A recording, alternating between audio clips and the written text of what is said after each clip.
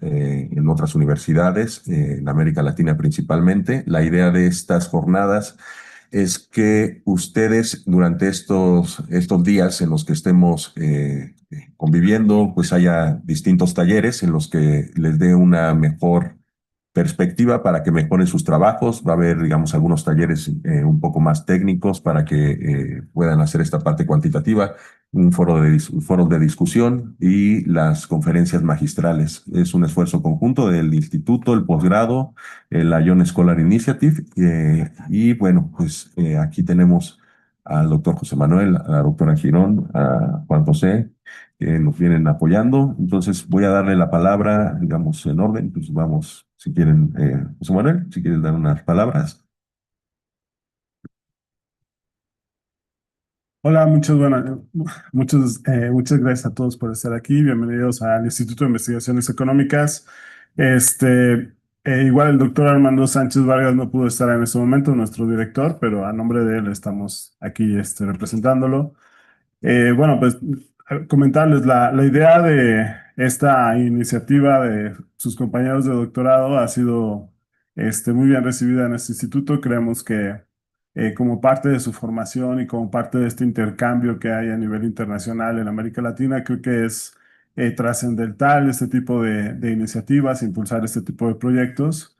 Y bueno, no nos queda más que agradecerle a todos sus compañeros que han estado trabajando arduamente en esta iniciativa y bueno, también a todos los ponentes que van a estar, tanto los ponentes magistrales como las personas que mandaron su presentación y van a estar exponiendo en este espacio.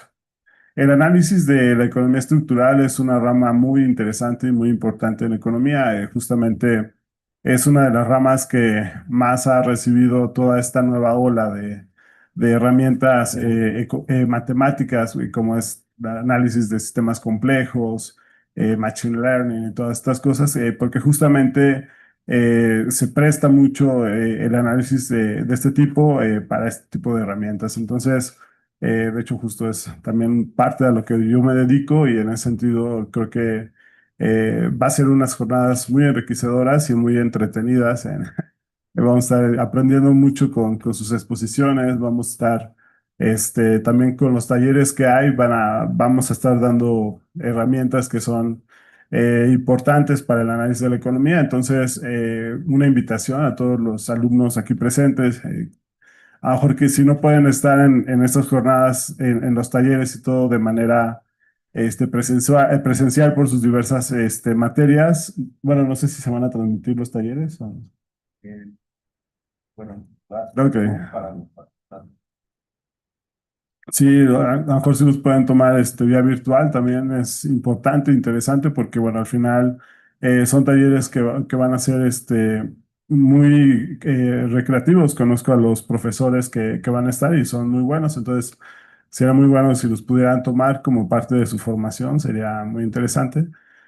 Y bueno, más que nada, a nombre de la dirección, de la Secretaría Académica del Instituto, les damos la más cordial bienvenida y esperamos que estas jornadas sean muy fructíferas para todos. Muchas gracias por estar aquí y bueno, le damos la palabra a nuestra doctora emerita.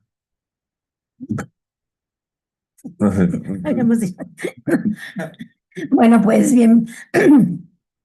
bienvenidos a todos ustedes a esta escuela de verano que han organizado pues todos los que pertenecen a la Young Scholar Initiative y bueno, muy agradecida por haberme invitado a participar en la primera, no sé si ya es la primera o segunda, la primera escuela de verano. Pues muchísimas gracias. José.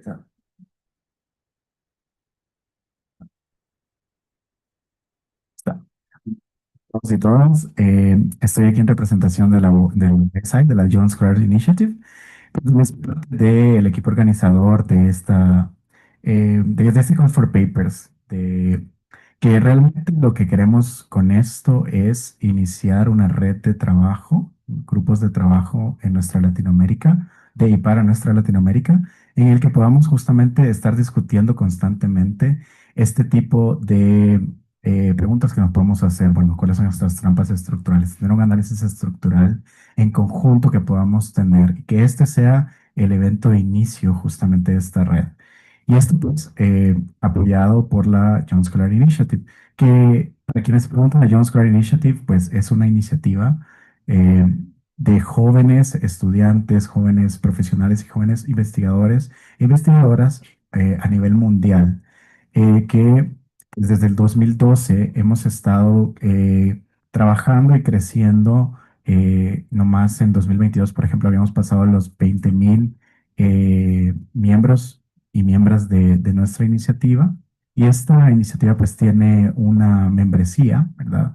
Y lo que buscamos justamente es juntarnos y crear esta red de personas jóvenes que nos dedicamos a la investigación económica, a la investigación social y demás para buscar nuevas formas de pensar y nuevas formas de entender nuestras realidades. Y en este caso en específico, pues nos hemos juntado con el IEC, a quien agradecemos el apoyo y también a pues Natalia, Jessica, Luis, Emanuel y mi persona que hemos estado trabajando en esto para poder pues venir aquí a la UNAM y al IEC para poder tener este evento y pues dar inicio a este grupo de trabajo que esperamos sea muy fructífero para tener pues nuevas perspectivas y el nuevo entendimiento y nuevo conocimiento de nuestra Latinoamérica.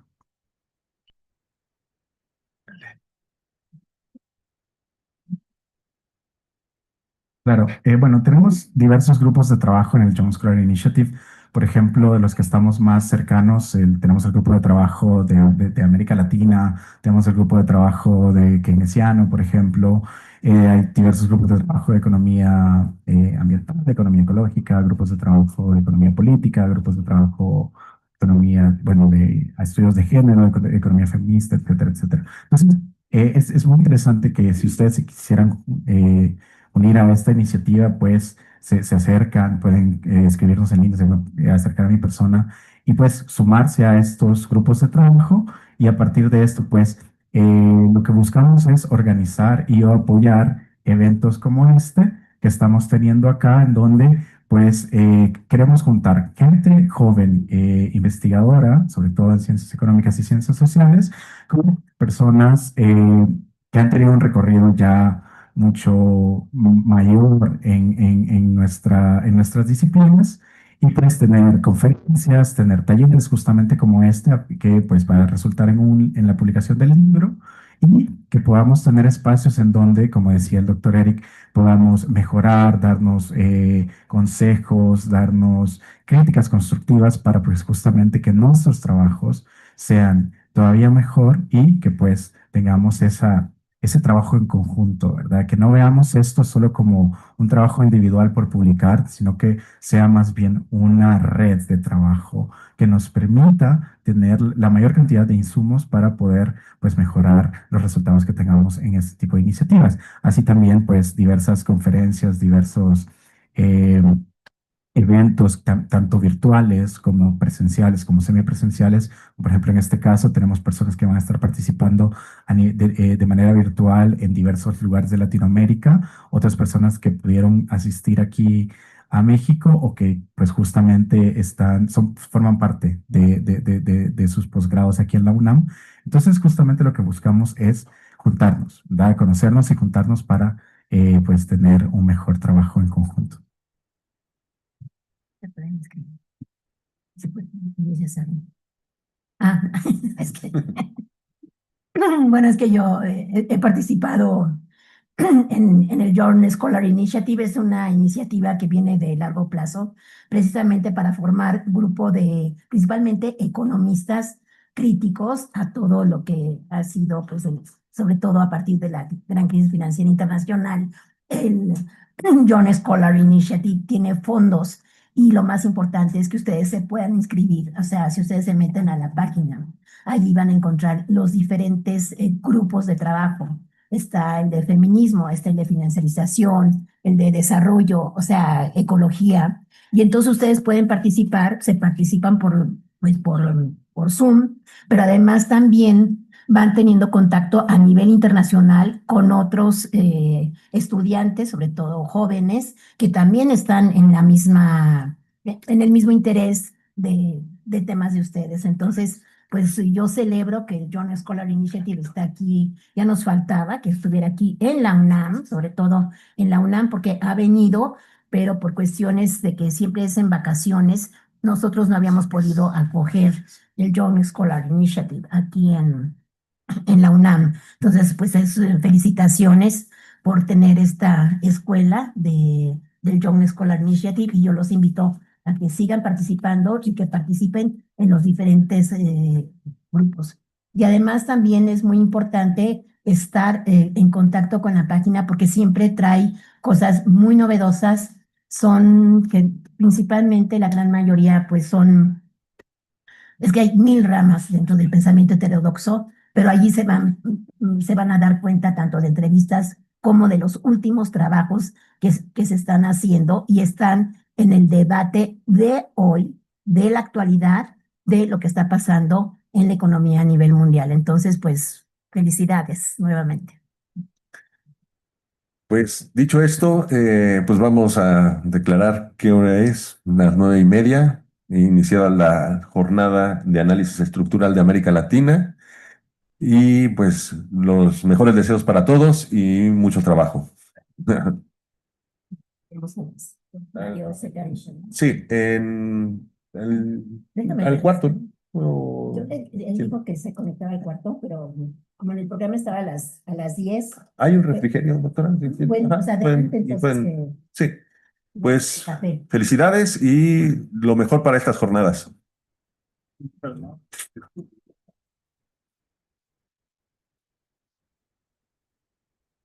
Y bueno, hay un refrigerio aquí en la barra y al cuarto, al 10, regresamos. Sí. Ya. Al 10 para las 10 regresamos al auditorio para tener la primer conferencia magistral con Mario Secareccia.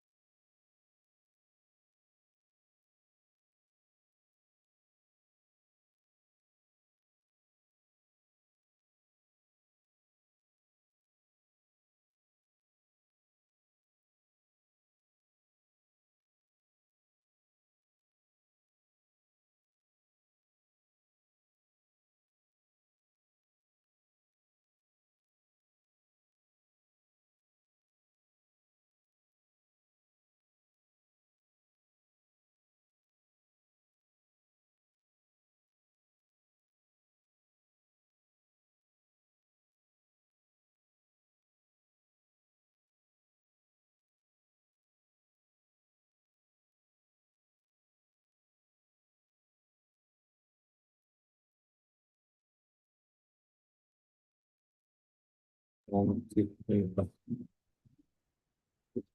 retroalimentado, ¿no? ¿Qué hacer? Regreso.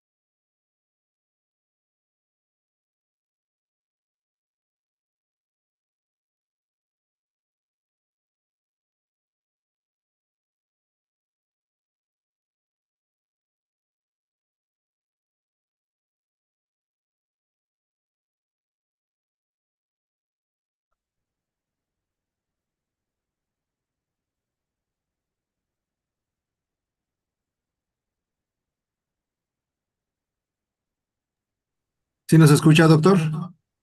Sí, te escucho. Sí. Did you hear me? Yeah.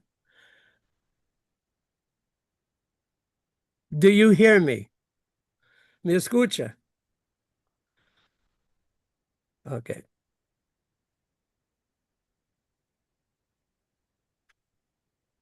¿En cuánto ya estoy aquí? No, man.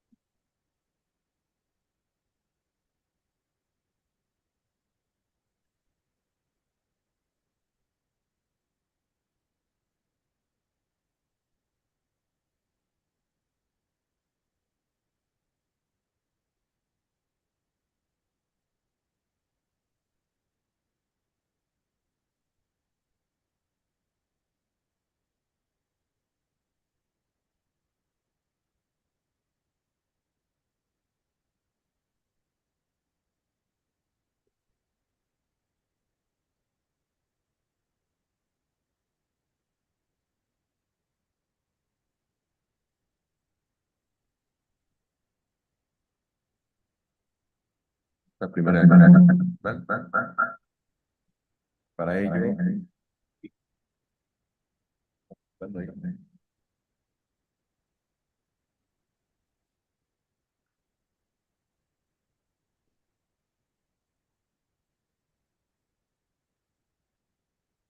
bueno,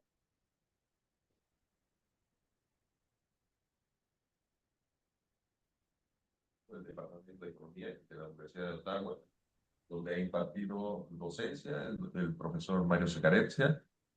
Ha impartido docencia entre 1978 y el 2018 en las áreas de macroeconomía, teoría monetaria, economía laboral, historia del pensamiento económico e historia económica.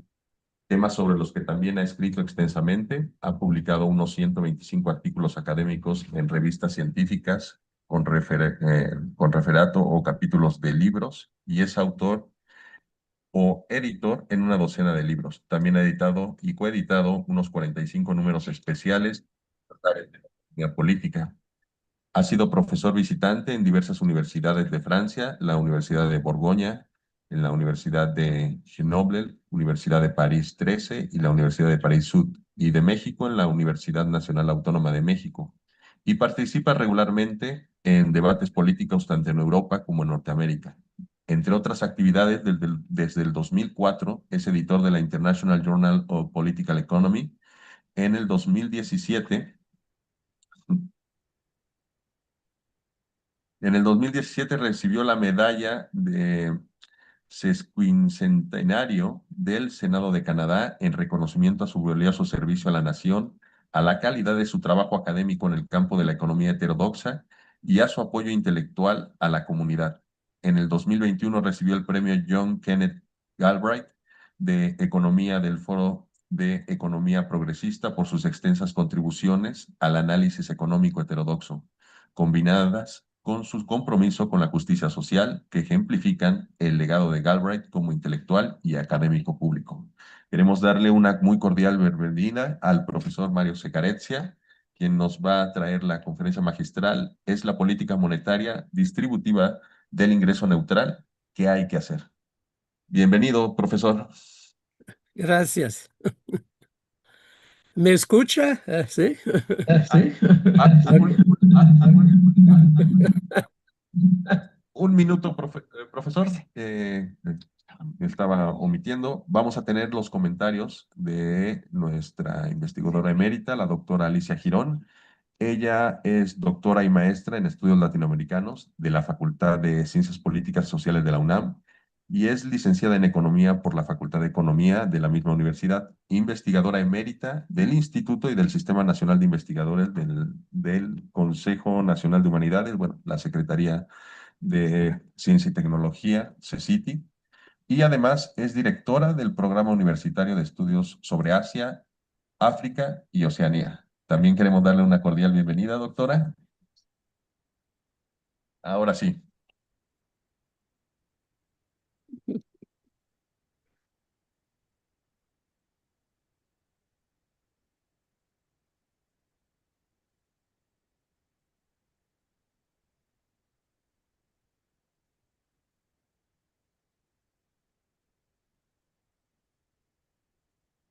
Mario, are you going to pass your PowerPoint or do you want us to pass it?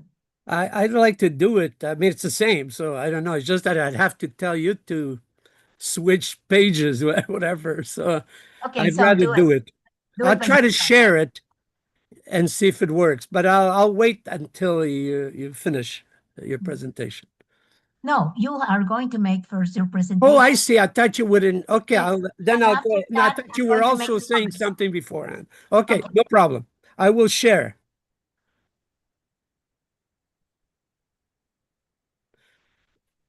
Could everybody see that?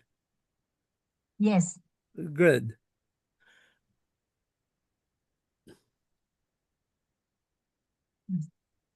Okay. Okay. Let me just be sure I could. Something is blocking me here, but I'll. Your screen shares. Okay, no problem. Okay.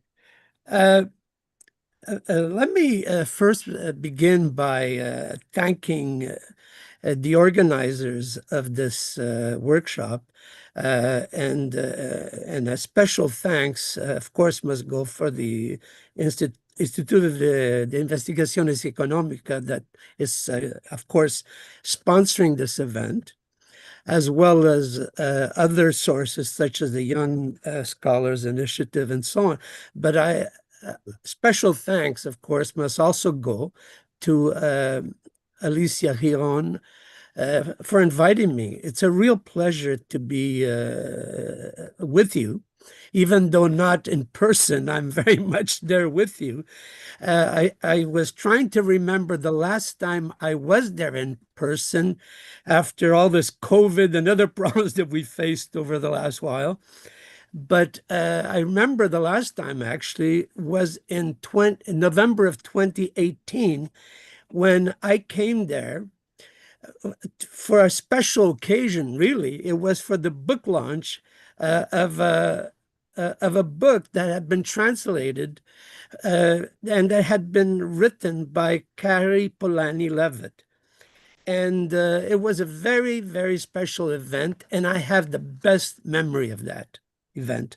And again, it was thanks in part to the work that had been done at the time, not only by Alicia here, but also the late Eugenia Correa, which I remember, with great fondness.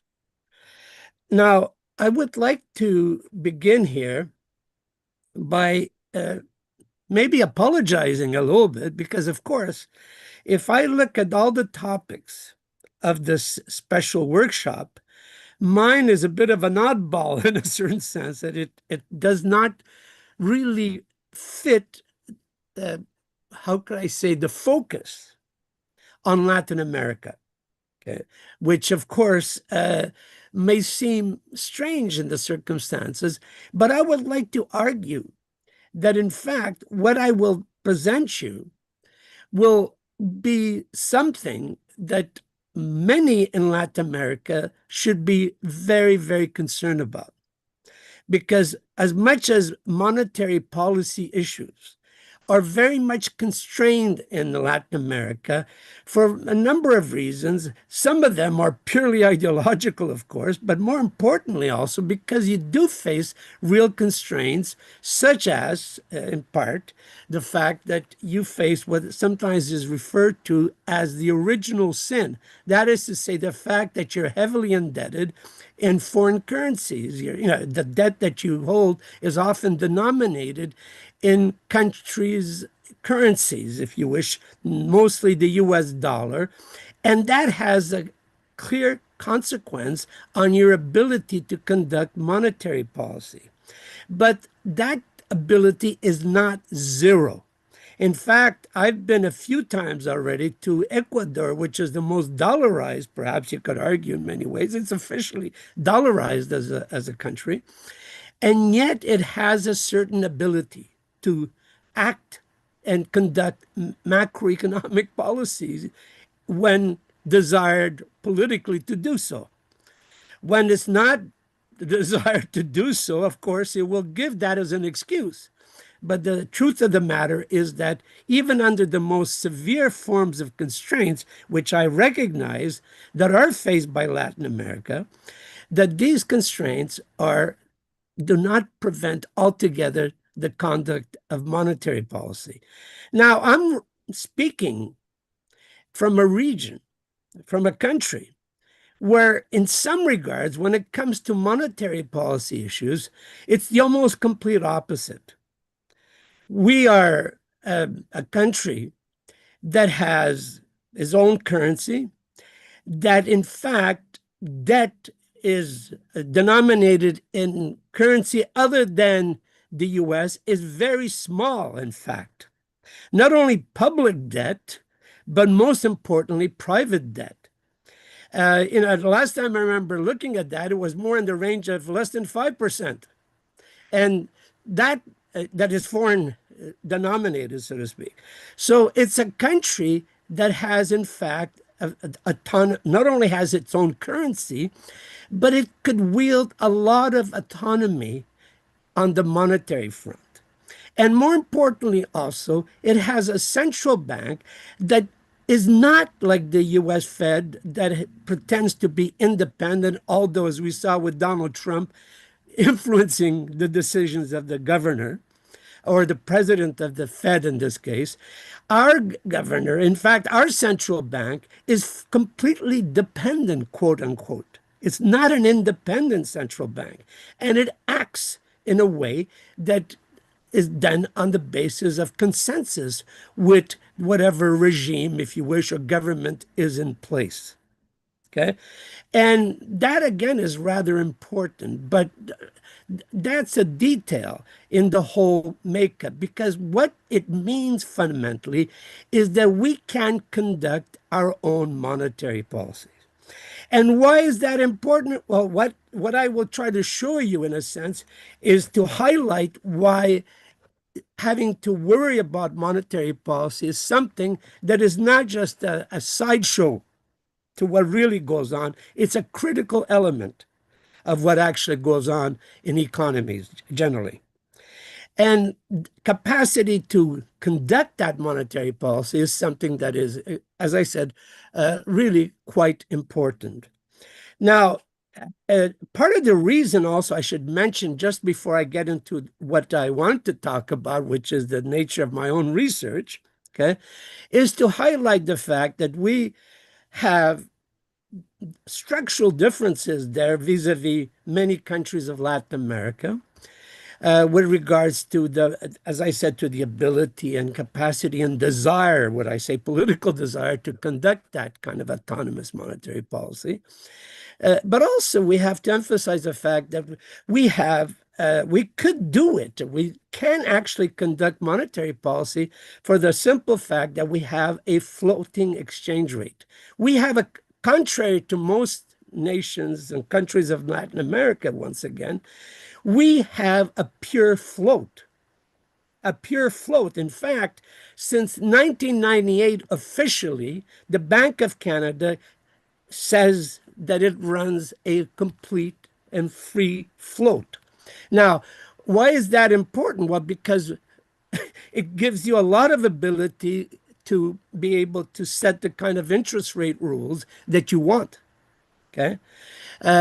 However, and also important to recognize is that the pass-through effects, which are often emphasized in the Latin American context, in Canada again, those pass-through effects are actually very small in comparison, despite the fact that vis-a-vis the United States, as you know, we're probably the most integrated in, well, Trump is doing a good job to kind of disintegrate or to separate us, which is probably a very good thing. But we have historically been highly integrated. And despite all that, we have very low pass-through effects through the exchange rate, which again is important to recognize because, of course, that's one of the excuses often given. And there are good reasons as well why you will have to be careful in terms of conducting interest rate policies in a country. Now, let me now get to the crux, what is the substance of what I would like to discuss with you. But before I do that in more detail, I should say that this work that I will present actually is part of I would call it a very long-term project of research, which began literally in the 1980s, okay? In the mid-1980s, with my colleague Marc Lavoie here in Ottawa. And it's on the whole issue of monetary policy and income distribution. In fact, I highlight, if you could take here, this is the reference there, of a very recent, it just came out this summer, in July, the paper that we wrote trying to explain how we got to certain, that we're going to be working on, as we're going to see later, certain rules or what we call Pasinetti rules or Pasinetti index that go back to that period of the mid-late 1980s. Okay. And my interest in monetary policy and income distribution, in fact, has really a long history of over 40 years that goes back to when a celebrated Italian post-Keynesian economist by the name of Luigi Pasinetti spent a semester with us in Ottawa as visiting professor in 1981, in the fall of 1981. And from there came the initial, let's call it spark, that got both myself and Marc Lavoie interested in this subject. Okay, so it has a very long history.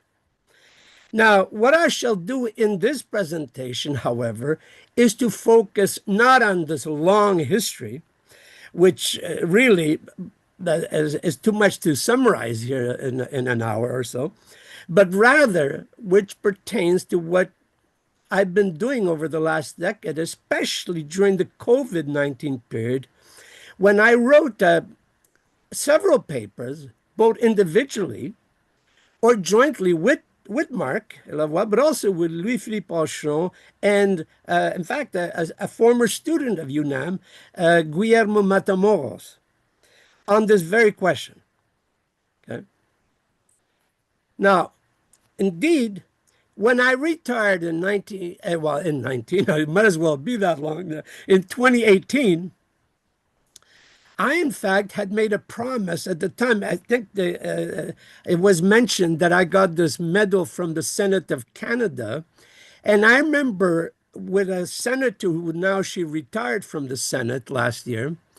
But at the time, I remember promising that once I would retire, that I would try to change the mandate of the Bank of Canada.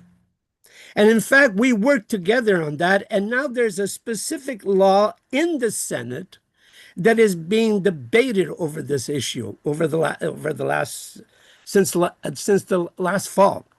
Okay. There's literally a law, it's not an actual adopted law, but it's something which is being debated and discussed and is in its second reading at the House at the time.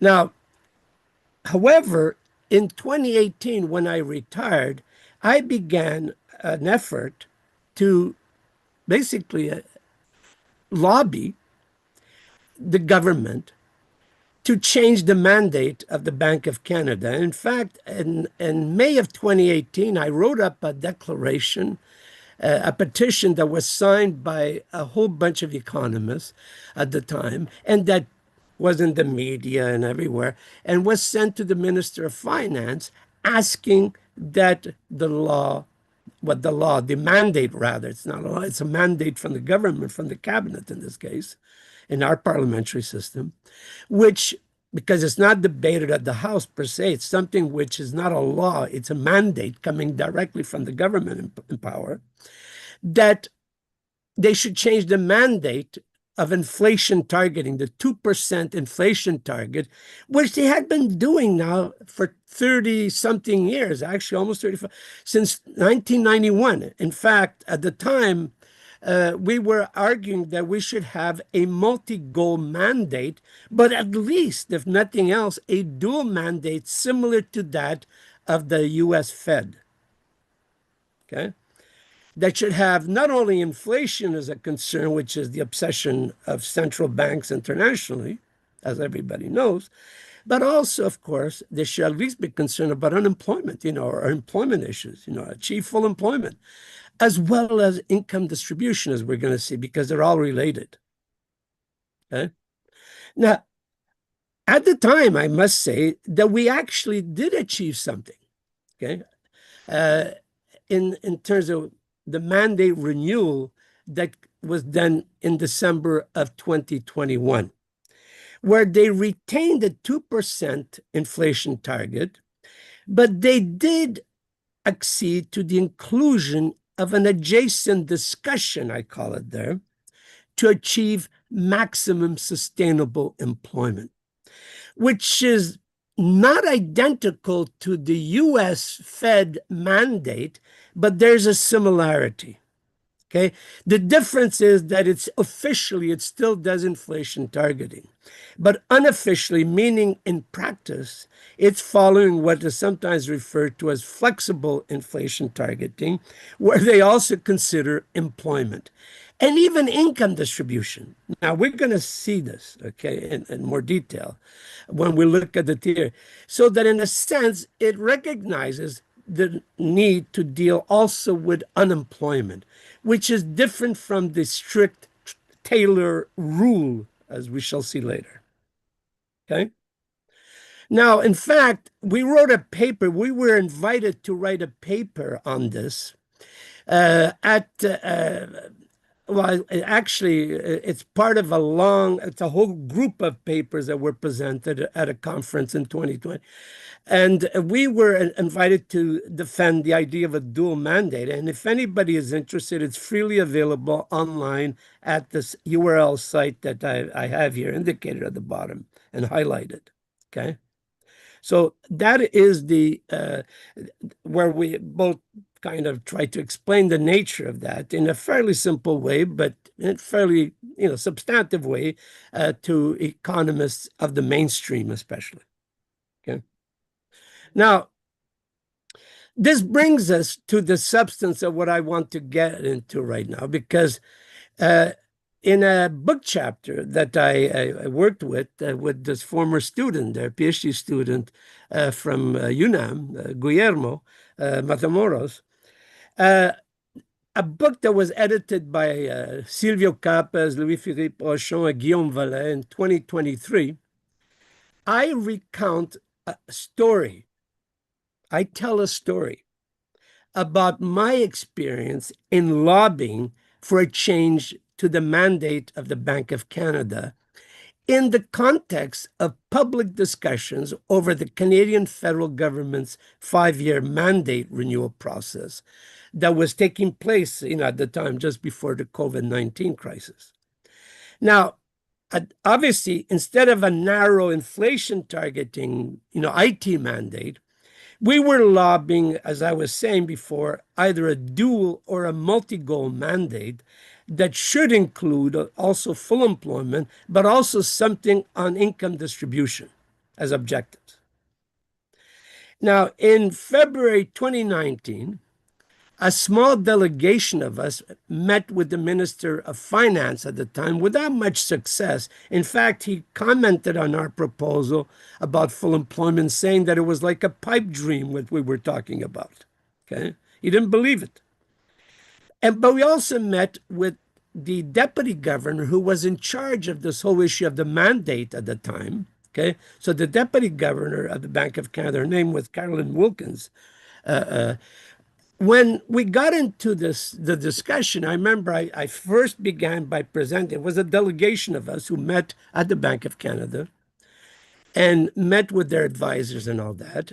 And around the table, we began, we were asked to submit what we were asking for.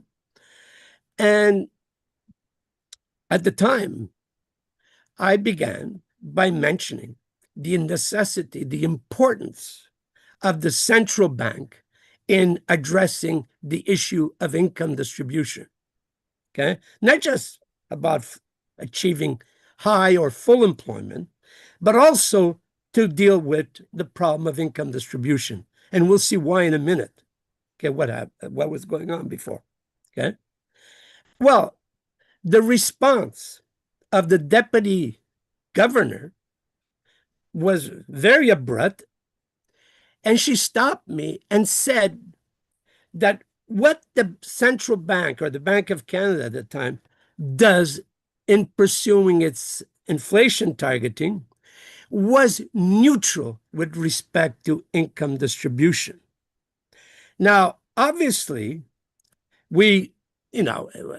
our response was to say, how could it possibly be neutral when you raise interest rates? It is both a cost and also an income. Okay, so you cannot be neutral when you raise an income, okay, vis-a-vis others that you're trying to control. So let's say wage income in this case. However, as I emphasize here, in this kind of technical environment, this technical universe of central banks, all was seen as if what they do is somehow steeped in hard science, because of their mathematical and quantitative methods that they use.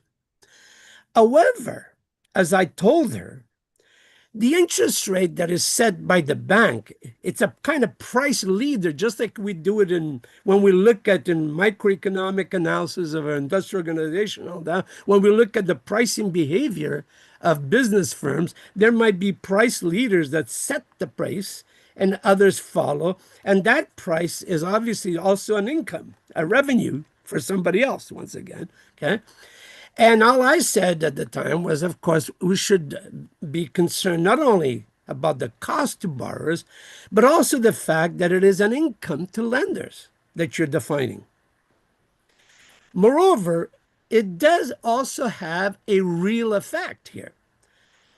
In this case, on unemployment, that would surely affect, wage earners vis-a-vis profit income earners and so on. Now, while that link may seem rather obvious, to many of us here, until the global financial crisis, few, if any, mainstream economists ever considered the non-neutrality of monetary policy on income distribution as something that central banks should be concerned about. Instead, historically, in contrast, already a century ago, for instance, I refer here to Keynes in particular, to John Maynard Keynes, that goes back to the time of the Tract of Monetary Reform, going back to 1923, so over a century ago, okay? If you ever look at that book, and it's fairly mainstream in many ways, but yet what is important is that his biggest preoccupation was how and what are the effects of monetary policy on income distribution of what he thought were the three important socioeconomic groups or income classes, okay, that is to say, wage earners, profit earners, and rentiers, as he called them, or interest income earners. That other post-Keynesian economists like Joan Robinson and Luigi Pazzinetti, all these other people later on, all of them expressed concern and related it to the nature of monetary policy. Okay? But in the mainstream, that became important, especially since the monetarist sort of hijacking of the 1970s and 1980s, okay, that was completely eliminated. That discussion disappeared from the screen. And it's only since the global financial crisis that a whole literature began to proliferate among mainstream economists on the effects on income distribution.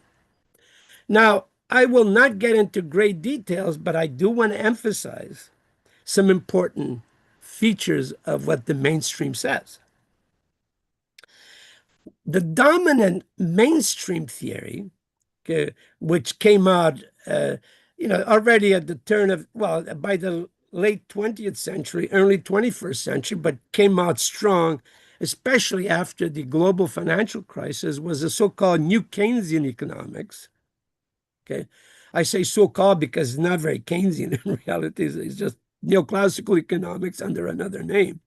But there are some features that they emphasize on things like nominal rigidities in terms of sticky wages and prices, and also recognizing that that central bank interest rate policies can have real effects in the short run, but importantly, not in the so-called long run.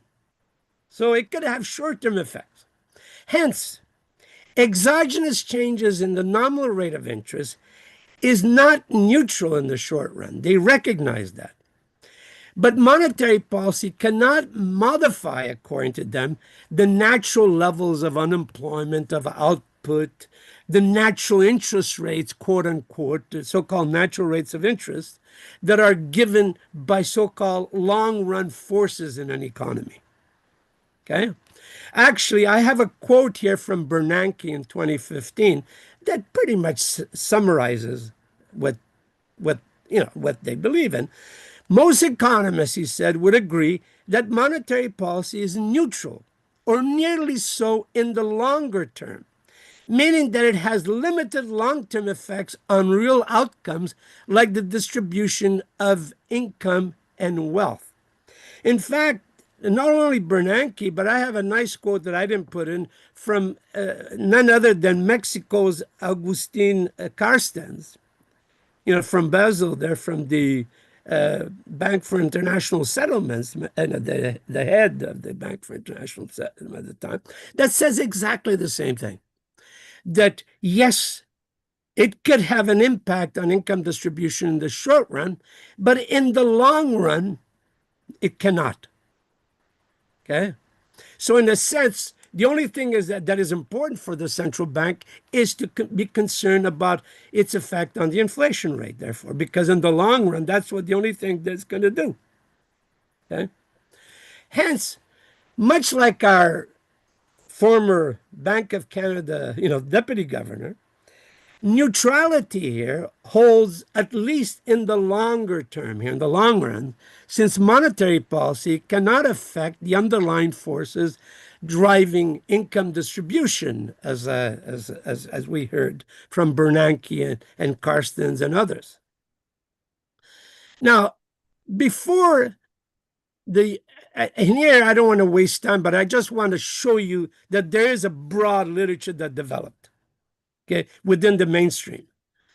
As I said, it's not important except to highlight why it's so nonsensical at a certain level, okay?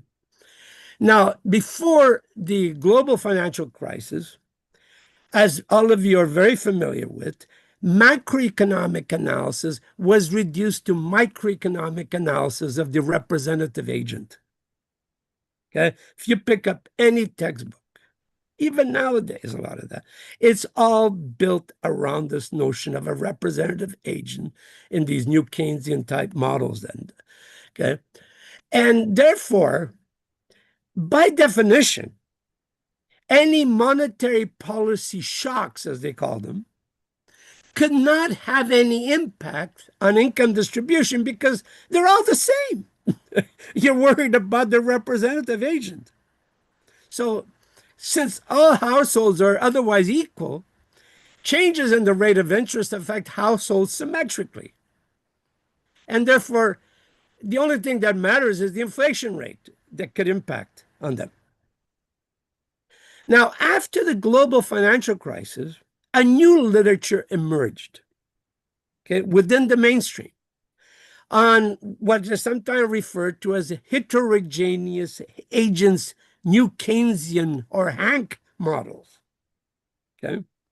Now, these Hank models allow for differences in the level of income and the wealth, among various households, which means that each agent could have, for instance, a different marginal propensity to consume, for example, at the moment that the monetary policy shock impacts on these individual agents, okay, through changes in interest rates.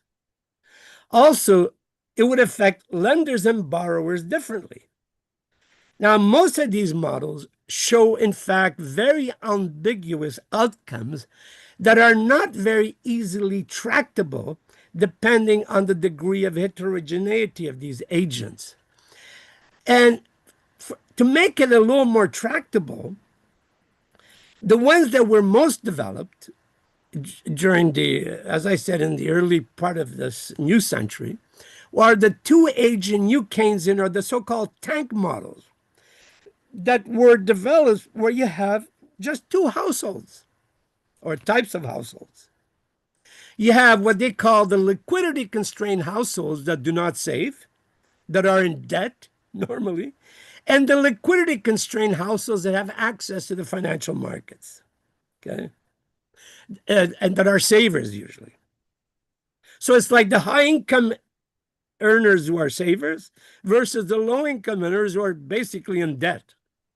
And obviously, the effects of monetary policy on distribution are more obvious in this example, in which case expansionary, let's say, monetary policy shocks, for instance, of lowering interest rates would reduce inequality in the short and medium run because it would lead to temporary increases in employment and also lower interest burden on that debt because of that reduction in interest payments. Okay? So there's a recognition of what post-Keynesians in particular were saying, as I said, for a century almost, if you go back to Keynes. Okay? However, and this is the difference, in the long run, quote unquote, monetary policy was still deemed to be neutral, and all the effects would ultimately be on the inflation rate. In which case, the conclusion were still the same, which is that the best thing that monetary policy can do is to keep the inflation rate low, and predictable, the usual litany that you get from central banks. While the mainstream, after the global financial crisis, does discuss distributional effects, they only focus on problems of inequality in terms of the personal distribution of income and not the functional distribution of income as heterodox economists study, however. Now, this is very important to recognize. Even our own governor here, going back already 5 years, I remember he did a presentation where he recognized the importances of these inequalities, the personal distribution of income and the role the central banks could play. There's a recognition. But never do they talk about income classes in society, which is the way in which it was framed by post-Keynesian economists historically, as I said, literally going back to Keynes. Now, this brings us to the way in which post-Keynesian or heterodox, more generally, I would argue, how they look at the non-neutrality of monetary policy on income distribution. Why? Because for them, monetary policy is an incomes policy. Now, that is important to understand. And that's what our former deputy governor, who reacted so abruptly to me, did not understand. Okay? That it's not just simply a way of tinkering with the economy and controlling somehow the inflation rate, okay, through interest costs, but it means that incomes are affected in a certain way as a result of income of the interest rate policy that is pursued by a central bank. Now, and a recognition also of the income distribution channel of monetary policy, because we know very well that if it affects incomes and therefore the distribution among different social groups, here social classes in society, who have very different propensity to spend or to consume, it would have a different effect, okay, depending on what interest rates you set. Now, and obviously, in the heterodox circles, they reject what is seen to be a trap in the mainstream literature based on this kind of bogus distinction between the short and long run effects, which, as I said, post-Keynes and other reject generally. Okay. Now, because obviously the short run effects are going to be pursued over time. The long run is simply, as Kaletsky once argued, is simply a series of these short run effects over time. Okay. And they will, so if it's effective in the short, quote unquote, short term or cyclical kind of way, it could also go through time in the same way. And now we could get into the details of this in a minute, but I will first present how it is seen in the post-Keynesian literature that really goes back to these early works that we find a century ago in Keynes already. Okay. Now, the focus here is on three groups here. There's wages, profits, and rentier income groups. Okay. So if we take, I don't have many equations you're going to see, but I will have a couple here. Okay. One is this one, which is that total income, I mean, it's simply a definition here that I've defined, that total income, which is like price times quantities of goods, okay, is by definition from our national accounts, of course, on the revenue or income side, is divided up into wages. So W, which is the average wage times employment, L, R, some average rate of profit, K, quote unquote, the value of capital, it's a nominal, and of course, interest rates on debt. Now, I do a previous that so you could do discontinuous changes in terms of growth here, as we're going to see, okay? But the point of all this is that there is some outstanding debt, and obviously interest payments are an income to those who are the lenders there, or the holders now of these assets, okay? Whether it could be banks themselves, or it could be those who are behind the banks, which are the shareholders, etc., or it could be, of course, individual financial institutions, and literally financiers who also would be part of this. This amount here that will be considered here. Okay. Now, if we divide by y and then taking the usual stuff here, as I said, the natural logarithm of each, and then checking the evolution of these logarithms of the rentier share, okay? If I divide it up here, you get the rentier share, which I call rho, and which is, of course, the reverse of the dynamics of the logarithms of these others, which are what? A, which is productivity growth. So remember, the output is divided in this case here and then taken as a labor share. So this is the A, productivity growth. So this is the wage growth, and this is profit income growth. Okay, pi. And any policy measures here that impact, that attempt to control any of these incomes here, okay, will, whether it be W, the Greek letter here, and then, of course, rho, which is the interest income, and pi, which is, of course, profit income, can be termed an incomes policy. Now, I will not burden you with a very long history of incomes policies, because before central banks turned monetarist in the late 70s and early 80s, and then became inflation targeters, as we are saying here, the world was somewhat different with regards to how governments attempted to control inflation. They normally did it through incomes policy, explicit incomes policies. Okay? If you look at the experience in Europe, in the United States, here in Canada, we have many examples, especially in the 1960s and 70s, of incomes policies, where they sought to control wage growth and price growth, okay, and would establish rules. Okay.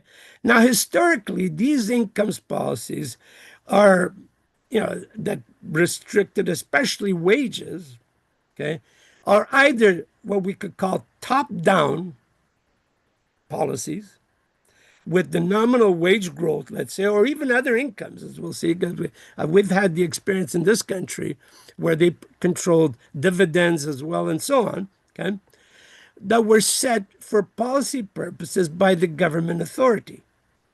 Okay, so it could either be setting a norm, like in the 1960s under the Kennedy-Johnson administration, in the mid-1960s, for instance, they set up guideposts.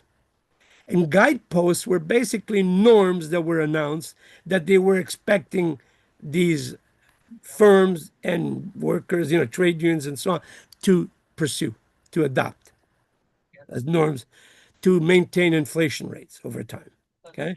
Or it could be bottom up, as used to be the case with what are sometimes referred to as wage solidaristic policies in some post-war countries, especially in Northern Europe and the Scandinavian countries. Okay. They were very common. Now, these top-down, however, wage policies, for instance, were either voluntary, as I was saying, or they could be compulsory, as was the case in the 1970s, let's say under Nixon in the United States in the early 70s.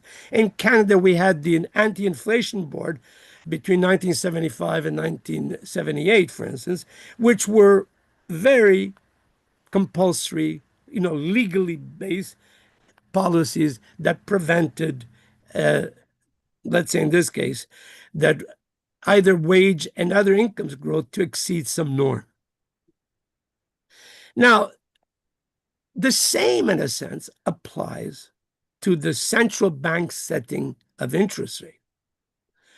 What is termed the monetary policy, in reality, is a very peculiar type of incomes policy that is pursued, in this case, by the government through, let's say, a mandate, okay, and gets the central bank to adopt it. Now, to be more precise here, in the case of inflation targeting regimes, which is the norm in most countries nowadays, at least they pay lip service to that, the monetary authorities follow a simple rule of adjusting central bank administered interest rates in the same direction of the inflation rate. So if inflation rate starts to go up, okay, they will also tend to inch up interest rates to try to slow down the economy thereby creating unemployment, and thereby, in a sense, seeking to do two things here. Both to sustain or rise, in this case, run to your income, because obviously you're raising interest rates. You're raising the income of one group at the expense of another group, which is to control wage growth, let's say. And this obviously would affect the way in which income distribution is going to be allocated here, because obviously interest, so rho term that we had here in our earlier example, this goes up, but W relative to A will now shrink, so that you will have wages growing less quickly and even productivity perhaps. So that it would have, in this case, a very, as I said, a clear effect on the share of labor out of national income. Now, while there is a noticeable similarity, as I say there, between all of these various historical and current types of income policies that target ultimately a reduction in the inflation rate, let's say through its consequences on wage growth or other incomes growth, there is an obvious perversity, I emphasize, in the conduct of monetary policy and income distribution in these so-called inflation first policy type IT regimes. In contrast to what were, for instance, if you take the example of the US in the 1960s under the guideposts, these were voluntary guidepost types, okay, of incomes policy, or even in Western Europe and most places in North America, well, in Canada too, they would set the permissible wage increase in such a way as not to be so blatantly biased in favor of any one group, such as they would allow wage changes to be tied to productivity growth in the economy. So they would set a norm that it would at least be tied to productivity, to average productivity growth in the economy, so that the share of labor out of national income would not decline. In other words, to provide some income distribution neutrality. Now, the problem is that in these IT monetary policy regimes, they conduct a similar type of incomes policy, okay? However, it is administered usually, in this case, by a mandate of central banks rather than by, let's say, the political authorities, as was the case in these earlier types of incomes policies. But more conspicuously, these policies were originally put in place, okay, without any concern over the distributional consequences of the policy, which, of course, was a crucial difference in the case of the new types of incomes policies used, in this case, and adopted through central bank actions. Okay? So that clearly what we have is a policies that decides, well, we're going to try to control wage growth, not to go over some norm, but there's no way of controlling what's happening to productivity growth. And we're going to see the consequence of that so dramatically, because at the time when we have central banks adopting from the early monetarist type policies of the early 1980s to the more sophisticated IT type policies, what we see is a complete bifurcation between real wage growth and productivity growth, okay, leading to a decline in the share of labor. Now, we're going to look at that in many countries in a minute, but you could see the problem here. Now, let us discuss the issue of fairness of monetary policy first, outside of the mainstream. Well, I'm going to look at the way in which it was framed by the Pasinetti kind of rules, as we're going to see in a minute, okay? Because Luigi Pasinetti, in a book that he actually gave me the book there, I still have it here, in 1981, he first posed the problem of income distribution neutrality here, of interest rate policy, okay? And Pasinetti posed a fundamental normative question of what is often in philosophy referred to as commutative justice pertaining to interest rate determination. In fact, Pasinetti, interestingly enough, was somewhat influenced by Catholic teaching, okay? Especially the work of Aquinas, of St. Thomas Aquinas, okay? Where obviously, if you read his Summa in the case of Aquinas, he believed that there should be zero interest rate policy in terms of labor. And what Pasinetti cooked up, what he did in his chapter on interest rates, was try to devise a norm, okay, that would preserve, okay, the value intertemporally of a financial asset on the basis of what it commands in labor time. In other words, that an individual's savings ought to remain constant in terms of labor units that monetary value would command. So he was trying to devise a specific norm. And what Mark and myself began to work with were two measures of this Pasinetti index. He himself did not really elaborate further. He did a kind of fancy theoretical exercise, okay? Very important, however, but nonetheless, he did not get to the actual practicality of it, let's call it, okay?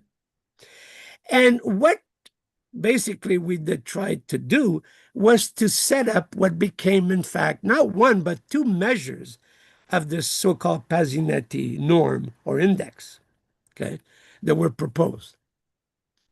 Now, before we discuss these two Pasinetti reference rates, I should first mention something going back a century, which is that Keynes himself thought that we could understand the distribution of rentier income, or the specific effects of monetary policy on the income of rentiers, of income earners, okay, using simply the Fisher real rate of interest as a distribution variable. Okay, if you read the tract, you will see he has stuff on that, which is, in a sense, is different than what the Pasinetti norm that we're going to see a rule is about, but which in some way, another colleague, a Canadian colleague that some of you might know, I know Alicia knows him, because he's also been at UNAM historically, is John Smithen, whose rule, he kind of framed a different rule, okay? I won't get into the details of that because there are different rules, and we'll mention some of them at the end. Okay, but the Smithen rule is simply to set the real rate of interest, the Fisher equation, to zero. Okay, so interest rates ought to be zero over time, okay, in real terms. Well, we contrasted that now with the Pasinetti rule, which in a sense was framed initially, it was first framed in accordance with these early post-war income policies that were applied originally, as I said, to labor income, but which you could also apply for rentiers, whereby the real rate of interest ought to be tied to labor productivity growth as a long-term objective that we thought would fit this Pasinetti norm. Okay, that would be, in a sense, similar to the way in which you will see this with other types of income policies. But in fact, there's also another form, the second type, whereby you tie real interest rates to real wage growth so that you keep constant the purchasing power in labor time, okay, of whatever is the value of those assets, okay? Now, these different measures were constructed that I did not update because I took them directly from that book chapter that was published in 2023, okay? And the data series stopped in 2020, okay? Except for one that I'm going to show you, one of the graphs, okay? Now, I'm going to start with the real Fisher real rate on long-term rates of interest here, okay? Now, we use long-term rates over 10 years, long-term. And these rates, I have them from 1971 to 2020, okay, for a select group of countries, mostly industrialized countries that we have here, okay? And you can see what is very glaring. Even if you use the Fisher equation rule, which is what Keynes was referring to, as I said, if you go back a century, because it was popular then, is that there was a period where in most countries, okay, real interest rates were negative in the 1970s, okay? This was a case of what sometimes is referred to as the euthanasia of the rentiers here, okay, in the 1970s. And then it skyrocketed here, okay, in all these industrial countries. And it finally came down, as we could see, only after the financial crisis, okay, because it's still very positive in most of these countries. And in fact, turned negative by 2020, largely because of the initial COVID. The 2020 included the first year of the COVID, okay? Because there you could see prices, in fact, where the inflation rate was collapsing, but interest rates remained constant. They were low, but did not go down, and therefore you get this negative interest rates here effects, even at the early days of the COVID, okay? Now, it depends on the countries, okay, because you get different spreads here, okay?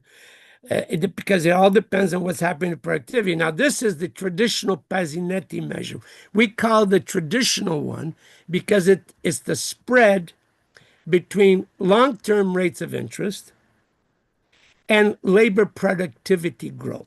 So think of it similar to the kind of incomes policies that we saw with wages in the early post-war years, okay, until the 1970s, but doing it for interest income, what was going on.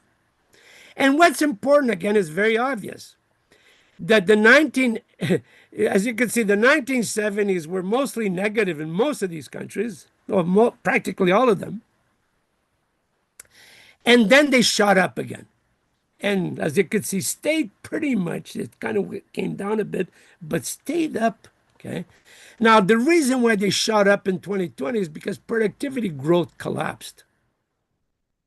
As you know, the shutdowns, during the COVID creates this havoc. So during the COVID period, it just goes crazy a little bit, those series, okay? But what we could see is during the whole period, starting with the initial monetarist reaction and then inflation targeting generally, look at what's going on using the Pasinetti measure, which is that it was favoring rentier income, big times, at the expense of wage income, which real wages relative to productivity decline throughout. We see a falling share of labor, as we'll see in a minute, okay? Now, we also use the labor command measure. We had less data because it's the relationship between interest rates and wage growth to keep constant in labor time, as I said, the value of these financial assets. And what we could see, again, it's the same sort of thing here, okay? They all follow the same phenomena, okay, in different degrees. You got the euthanasia, the rentier, and then what Smithson refers to as the revenge of the rentiers here. They get, you see again, that their share of the pie rising dramatically. Okay. Now, I did that just for Canada to show this. I had it for until 2021. In fact, in the paper that was published recently, I think this is the one that I have, or 2022. I can't remember, but I had one here that I found, and it shows the difference between the traditional one, which is with productivity, the difference between real interest rates and productivity growth, and the labor command version, okay, a la Thomas Aquinas almost here, conversion. Okay, you could see how the Pazinetti norm would be the straight line there at zero spread.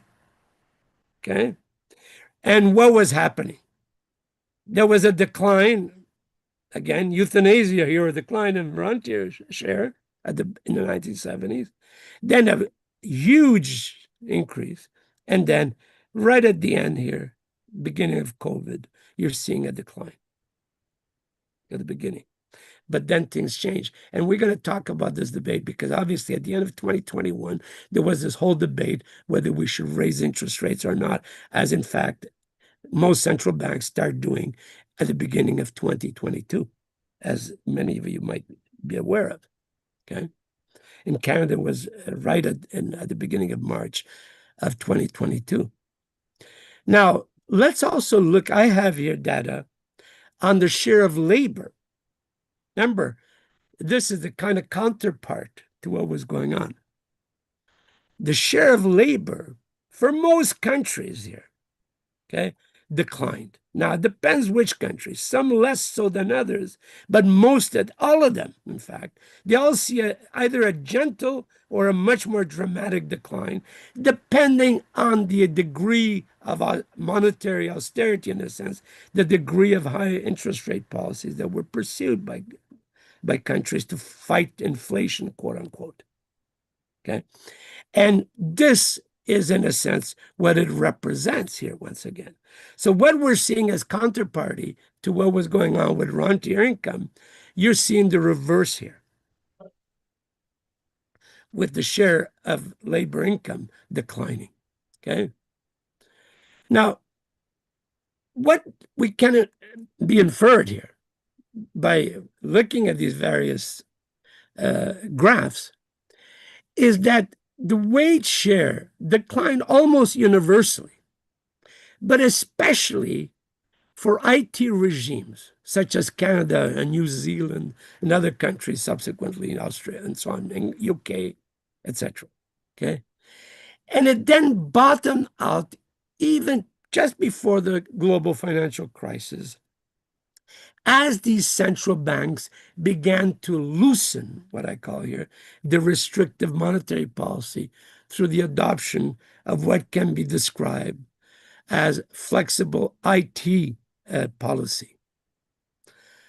Also, what we find, of course, is that there were huge rentier gains throughout that era of what became the inflation first policy perspective that clearly is associated with the squeezing of the wage share. Moreover, the rentier losses that occurred during the post-global financial crisis decade were reflected primarily in increasing profit markups of business corporations internationally, and less so in terms of wage share. That bottomed out, but it did not increase, as we were showing earlier. Now, the last question that I would like to discuss with you is a paper that was published that I wrote with Guillermo Matamoros and that appeared in 2023 at INET as a working paper, okay, called Is Inflation First Really Rentiers First? Okay, because we focused and attacked, as we'll see, the so-called Taylor rule framework, which has become the basics, the core of central bank policies. And you have people like even John Taylor in the US over the last decade or so pushing that politically it be adopted by the by the government, by the administration in the United States, and forcing the Federal Reserve to adopt it as the only policy, and they should not shift from that. Okay. Now, let me first very briefly mention the nature of this Taylor rule, and as compared to sometimes referred to as the Yellen rule. Now, the Taylor rule, okay, is very simple, and I'll refer to in a minute how it differs from the sometimes referred to as the Yellen rule, that also has been debated a little bit, because they're different interpretation of an equation, of a formula. There are different ways of interpreting that formula. Now, there's the correct way, I would call it, if you want, which is what Taylor was pushing for. And then there's the Yellen way, which in a sense distorts it, but in a positive way, okay, in a good way. Okay. Now, the Taylor rule, many of you might be familiar with. Oops, I have here that the interest rates, okay, or if you bring this, well, the nominal interest rate that is set by a central bank equals something called rho. Now, we'll see what this rho is in a minute, plus the inflation rate. Now, there's no coefficient in front of it, so it's equal to 1 in a sense. Okay, so if you bring this to the other side, it would be like real interest rate, like the Fisher kind of equation. Real interest rates would equal rho, which is a constant, plus now the gap between the actual inflation minus the inflation target, let's say 2% in the case of Canada. Okay. Now, the coefficient is the weight here that you apply to it, alpha, let's say for the inflation rate, and beta, which you apply to the output gap, which is the difference between actual output and so-called potential output, which is usually tied to some natural rate of unemployment. Okay. I won't get into all that, but we do it in our paper. If anybody is interested, it's freely available at INET, and you could go through it. It's like about 50 pages, the whole thing. We went through it in great detail. Okay.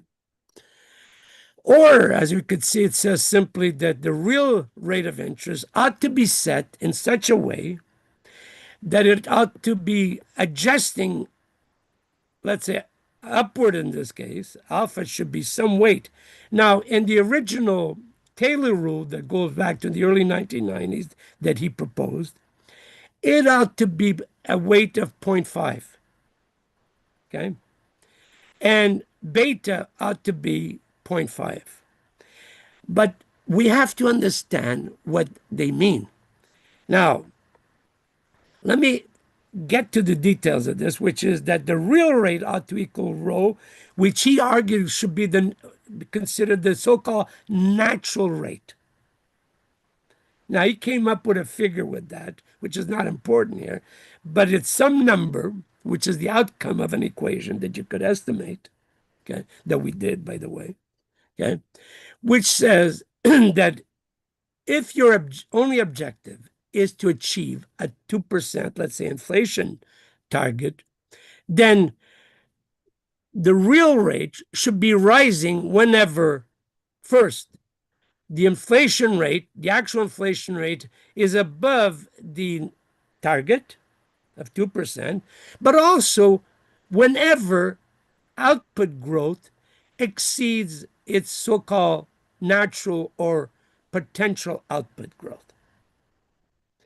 Because they believe in some sort of Phillips curve here, which is that if the output growth is too tight, or we get inflation. So for purely preventive reasons, since it's going to feed back on the inflation rate, then we should also raise interest rates doubly, in a sense. Think of it. We raise it because inflation is above the target, but also because we don't want the inflation next year to be above the target and sustained.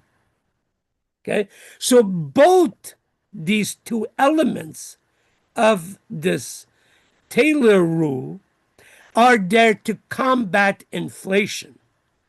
Okay? Now, Yellen, instead, when she became governor of the Federal Reserve, she, in fact, argued that we shouldn't look at it that way. We could still look at this equation, but argue that they should be independently looked at and show concern with the output gap as well.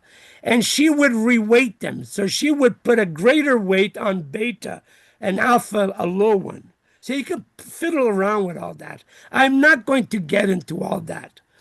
But the point of all this is to suggest that the way in which the basic Taylor rule is in fact adopted and implemented in countries is one where whenever these two elements are suggesting that there will be higher inflation than what should be the target, we should be raising real interest rates. Okay? Now, this should be contrasted, in fact, with what I call the Wicksell rule.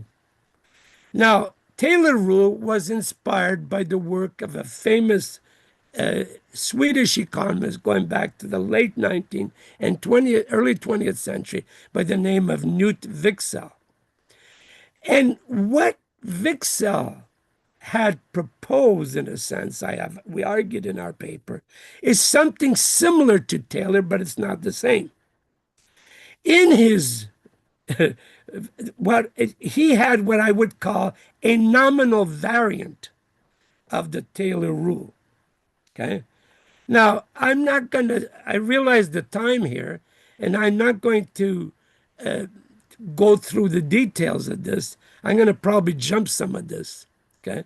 Because I try to show how, in fact, the Wicksell rule, which is a little more sophisticated in my book than the Taylor rule almost, tells us whether or not there's over-adjustment for rentier income or not.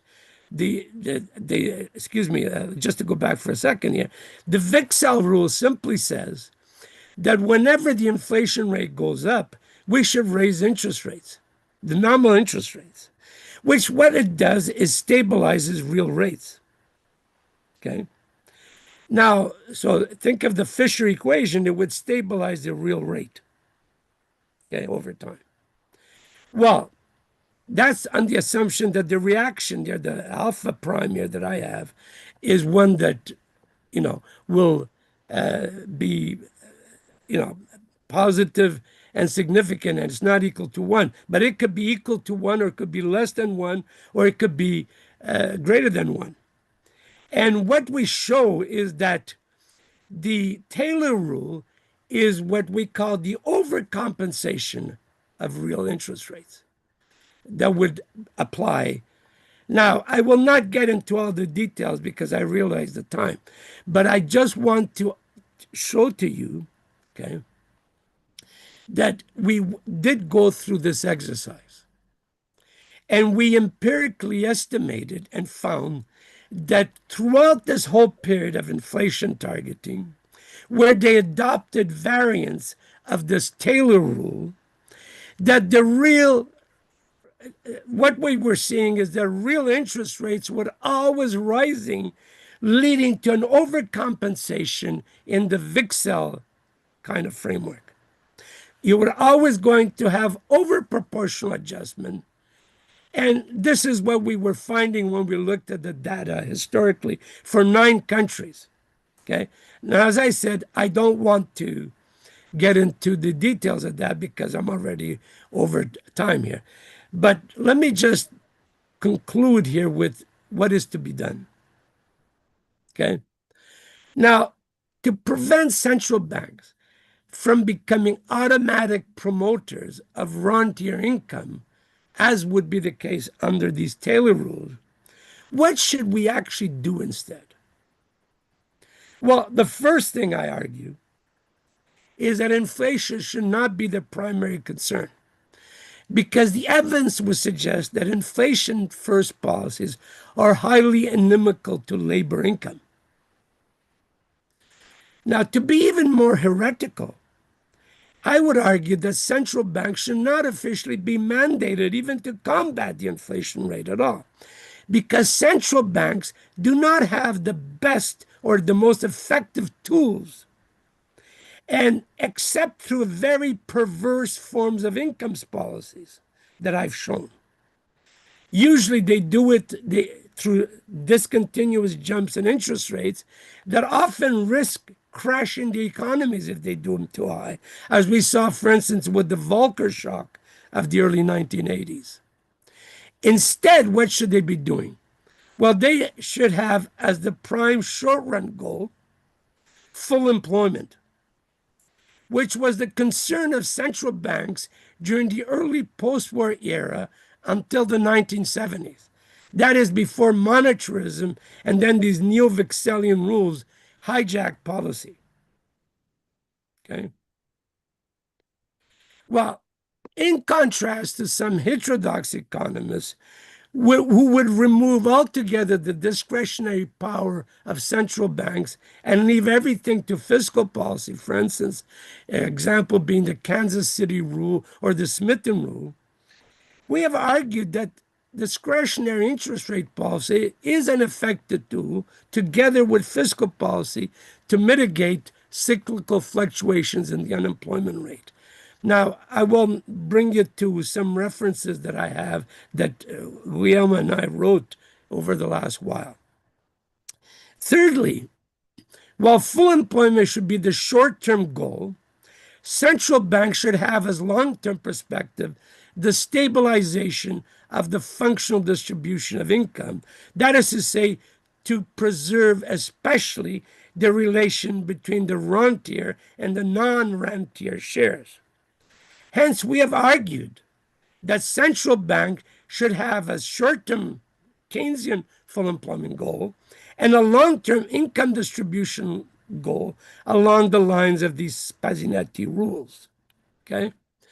Now, we have often been criticized by mainstream economists that since the only effective instrument for central banks is these administrative interest rates, there cannot be but one goal, according to the so-called Timbergren principle.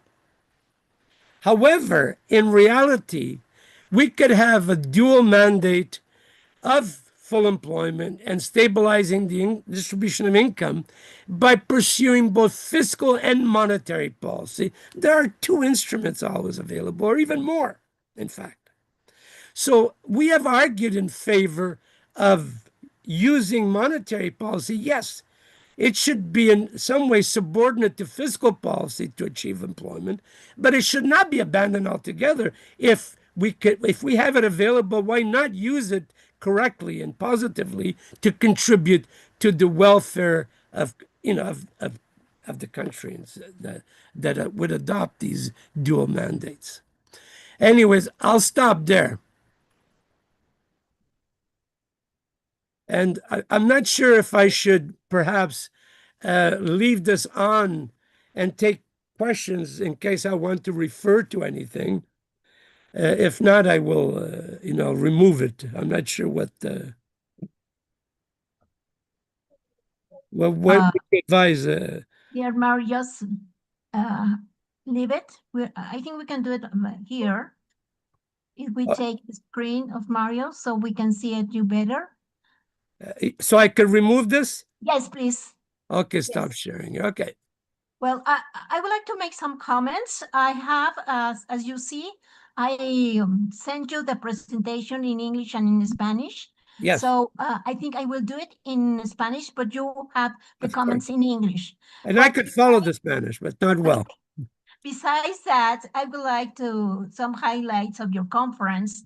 And one of the first things that I would say is especially because in Mexico we have, and we are also because we are having a seminar in 2 or 3 weeks. Is that right, Eric, about the Central Bank of Mexico? Because it's the 100 years of the Bank of Mexico. Yes. And that's why I told Mario to talk about monetary policy and central bank.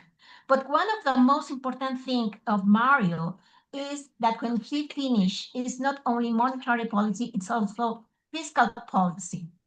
And besides that, monetary policy is critical for economic development.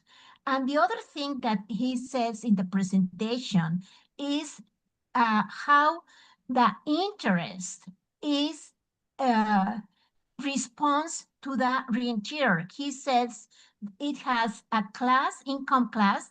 He said income policy and monetary policy, and then you said income classes, and you said wages, profits, and rentier income. And I think it is very important because I don't know if Trump is when he wants to throw Powell from the Federal Reserve, and he maybe I don't know if he's in in a good way or what, but he wants to reduce the interest rate. But at the same time, in the charts that you show us, is what after the global financial crisis, how the interest, the law of interest put the path for another critical crisis. Yes. And income classes, it's very important to see the income. I always forget, but with my students, especially in the not only in the PhD, but in the master, but also in the ones that are in the school, in the class of that I give of Estructura Económica Mundial Actual, we have some lectures about Keynes. And there's a quote that but I don't remember in English. I'm going to say in Spanish. It says that the interest rate is like la tasa de interés es como la batuta de una orquesta. And in English is the rooster of the, I don't know if it is correct, the roost. O sea, el gallo del gallinero. The gallo is a rooster. Of the rooster. So when we talk about monetary policy, we must find how interest rates works for economic development or for the rentier. So I'm going to be very quickly. So I give the floor to the students that are here. And I hope they will, I know most of the names of them, so I'm going to ask them if they understand and if they want to make questions. So I'm going here to the charts that I prepare for the conference, and I'm going to do it, Bueno, the first one, but you have in English. Dice, voy a hacer los principales ejes en los cuales él se basó. El primero es que la política monetaria no es neutral y afecta definitivamente la distribución del ingreso. El argumento central del documento es que las decisiones del Banco Central, especialmente el manejo de las tasas de interés, no son neutrales. Yo creo que esto lo explicó muy bien el doctor Secareya. Tienen un impacto directo y significativo en cómo se distribuye el ingreso entre los diferentes grupos de la sociedad, principalmente entre los trabajadores que reciben salarios y los rentistas que reciben ingresos por intereses de activos financieros. Y allí es donde lo que estudiamos en el campo de economía financiera, que es la famosa financiarización. Bien, en la siguiente, antes en English, well, en español, es el conflicto entre ingresos salariales e ingresos financieros. Dice, la política monetaria, cuando se enfoca en combatir la inflación subiendo las tasas de interés, actúa como una política de ingresos que sistemáticamente favorece a los rentistas en detrimento de los trabajadores. Mario, si pusieron un poco de atención en las gráficas, pero también en todo su discurso, habla sobre la IT, que es Inflation Targeting, o son las metas inflacionarias. Y las metas inflacionarias, si lo vemos, que es una política de la banca central precisamente a partir de la década de los 80, se decide que porque tuvimos tasas de inflación y de hiperinflación, incluso en Brasil, en Argentina, en México, no al ritmo que crecieron la inflación, se creó la idea de que había que tener las metas inflacionarias. Uno de los problemas que tenemos y que está y que no sabemos qué va a suceder con el Tratado de Libre Comercio y después el UMSCA o como le quieran llamar, es que en el Tratado de Libre Comercio México se subsume a esa política de targeting, inflation targeting. Y eso, por la gráfica que presentó Mario, nos damos cuenta que el inflation targeting automáticamente estabiliza la economía, pero estabilizar quiere decir que es cero crecimiento. Bien, entonces, realmente queremos crecimiento económico, queremos distribución del ingreso, pero el inflation targeting detiene ese impacto que debería de tener la política monetaria. Entonces dice, perjudica a los trabajadores, un alza en las tasas de interés, busca frenar la economía para controlar los precios, lo que generalmente resulta en un menor crecimiento de los salarios y un aumento del desempleo. O sea, simplemente la migración de México hacia Estados Unidos, el Triángulo del Norte, y todas las migraciones que pasan por México son resultado del IT, Inflationary Target. Ahora, beneficia, o sea, beneficia a los rentistas. Al mismo tiempo, tasas de interés más altas significan mayores ganancias para quienes poseen capital financiero. Esto se demuestra claramente en COVID, previo a COVID, las tasas de interés llegaron a -0. Yo recuerdo que Christine Lagarde estaba muy preocupada porque no había inflación. Textual, está en sus discursos.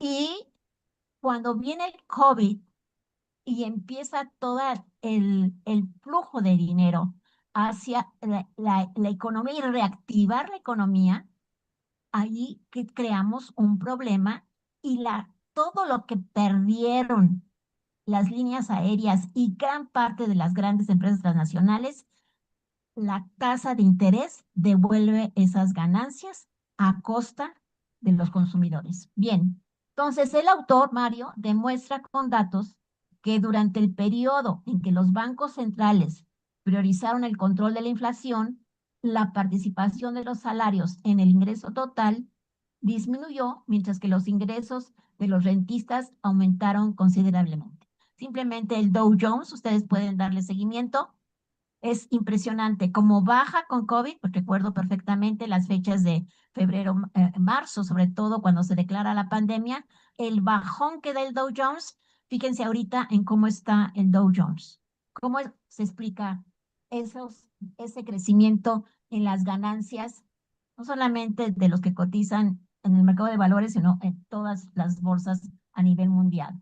Bien, entonces, ¿cuál es la crítica al modelo actual? La regla de Taylor y el objetivo de inflación.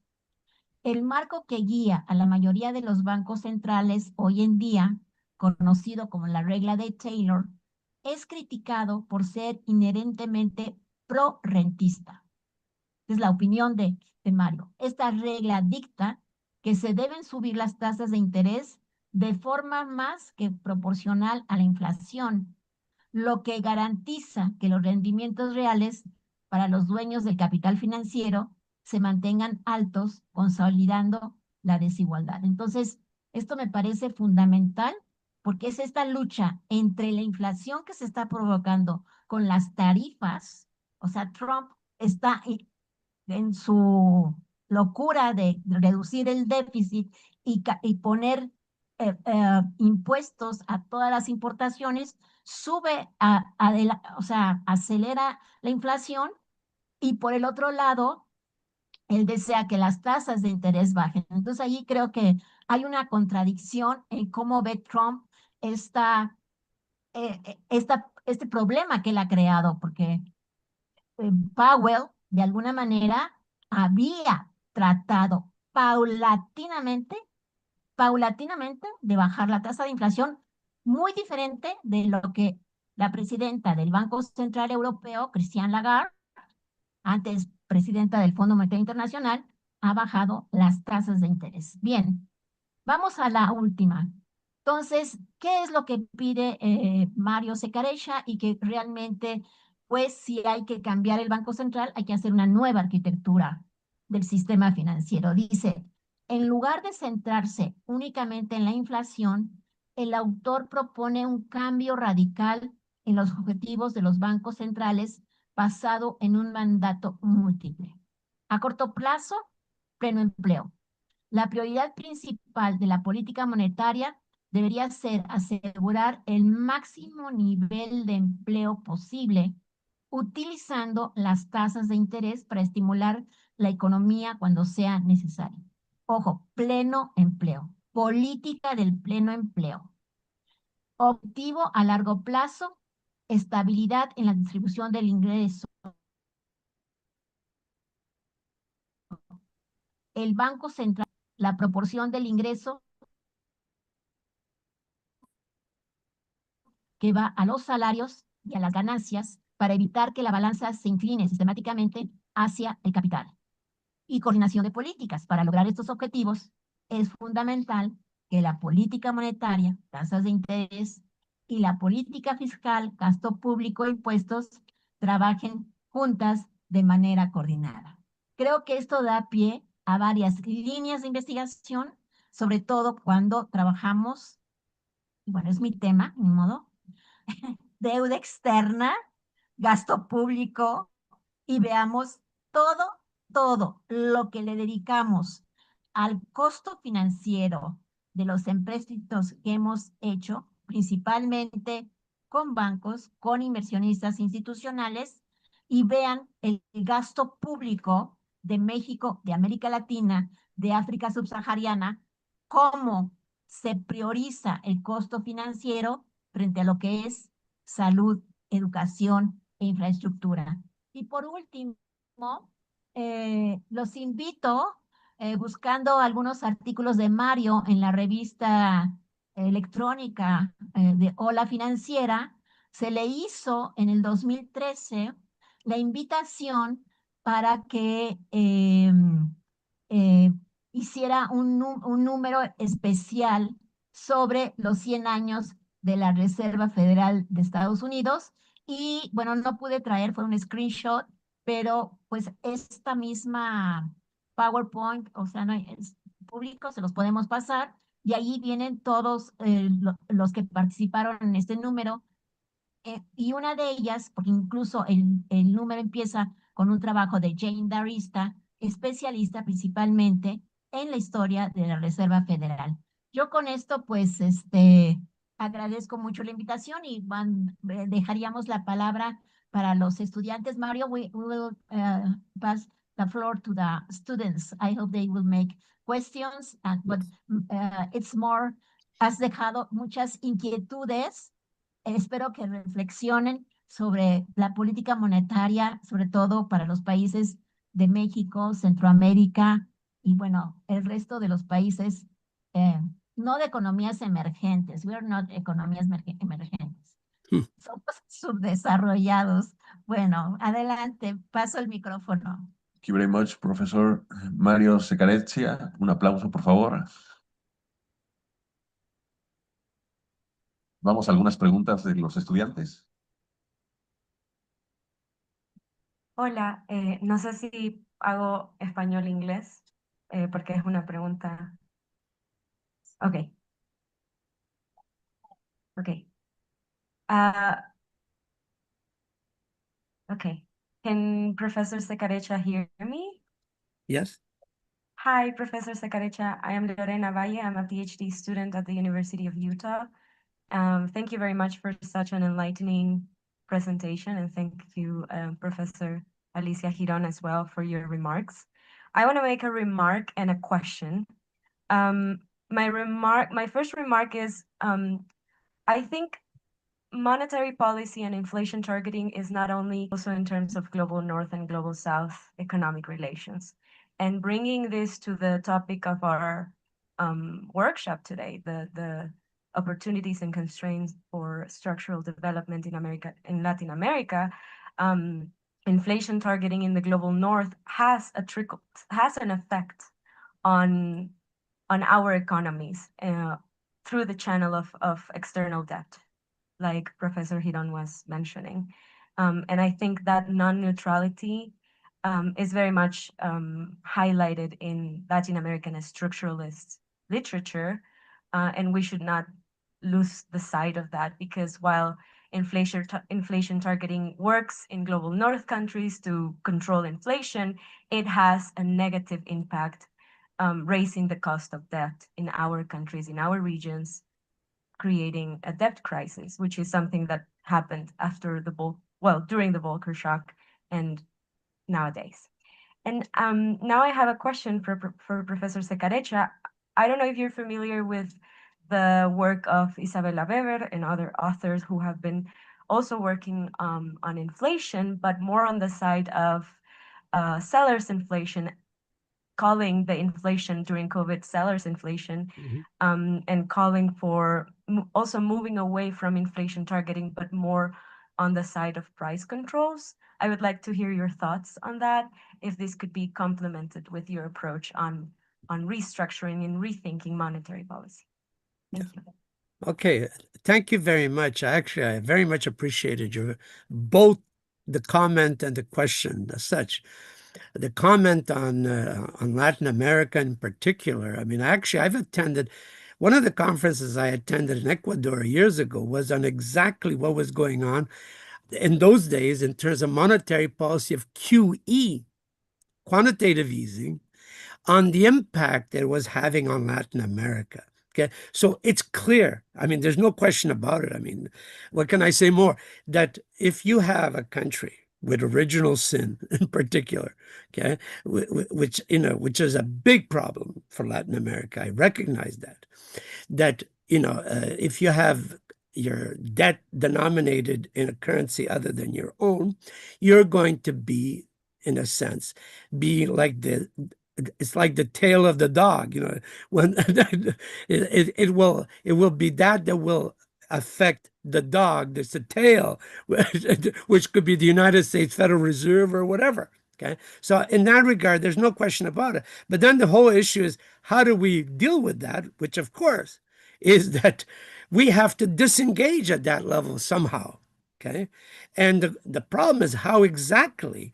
And my general belief is that all the countries where we've seen them facing the crisis tended to do so in a way, we see Argentina as a good example, tended to take the opposite of what I would suggest. Instead of wanting to disengage in some way by seeking to reduce foreign debt by, in this case, seeking other means to be able to support, let's say, industrial development domestically and so on. What we're doing is the complete opposite by dollarizing even further and so on and so forth. So we've tended to do the opposite. Now, there are political reasons that have to do with the way in which the dynamics of politics in these countries evolved over time that tend to be dominated by foreign the way I see it, foreign interests, often in the U.S. But my point being that what one has to do is to try to disengage from that whole system. Now, back to the issue of Isabella Weber. Yes, absolutely. I'm very familiar with her work. And in fact, Guillermo last year went to work with her as a postdoc immediately after he finished his degree at the University of Ottawa. The Guillermo Matamoros, who was working with me, as I referred to some of the papers we did there, he actually went to do a postdoc at UMass. Now he's actually teaching there now, starting this year, okay, as an assistant professor there. But he started, and he worked with Isabella as well on that, because he was working on exactly those questions of what he refers to in his thesis on markup inflation. okay, and how exactly it works. And yeah, absolutely. The whole point here is that if you look at the experience with incomes policies historically, the bias was less than what it was under the new form called inflation targeting. It was not the best. In fact, I will give you examples why laborers. I remember in Canada in the 1970s when we adopted the anti-inflation board, as it was called then, by setting rules about wage growth, how trade unions fought it because it was eliminating the right to collective bargaining. Okay. But what the federal government at the time did was also implement a kind of indirect price policy, which was to set control on dividends and profits. Okay. So there was an attempt, not a good one, okay, to be able to control price inflation outside of this barbaric form, which is inflation targeting. I say barbaric. Actually, I'm not the one who used that term. Okay. There are economists going back who have always referred to these types of policies as being of a barbaric nature. Why? Because they implement a policy that forces wages downwards, or at least growth rate to stabilize, okay, while at the same time raising the income of another group, okay? And in this case, what my point has been to say that what we have to do is if we do adopt incomes policies, they have to be of a nature that seek to be more neutral with regards to income distribution. That is not easy. And as I said, historically, there were attempts. But if you think of it in terms of what they did adopt, again, if you take the example that I'm most familiar with in the 1970s with the anti-inflation board in Canada, they sought to establish the rule that wages should grow at the rate of productivity growth, okay, which in a sense would keep the share of labor more or less constant over time, okay? So here's a good example. There are many other ways in which they have attempted to do that. And in fact, historically in the Scandinavian countries, remember I was saying the bottom-up versus the top-down policies of incomes policies.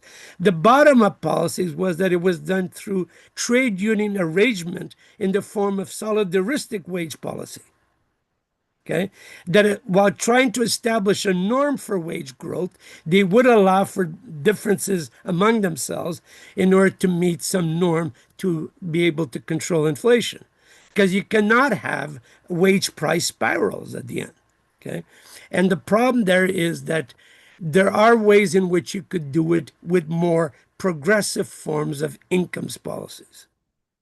Okay. I'm not sure if that answers your concern, but I could tell you that I completely sympathize and understand the problem. Okay. But the solution is not through inflation targeting, for sure.